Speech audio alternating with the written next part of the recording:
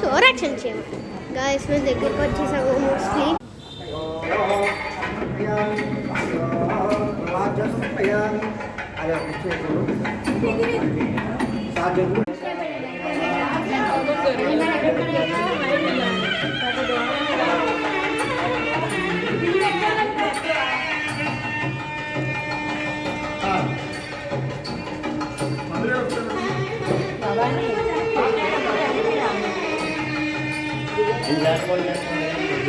Guys చూడొచ్చు, భవిష్ వెళ్ళిపోయాడు.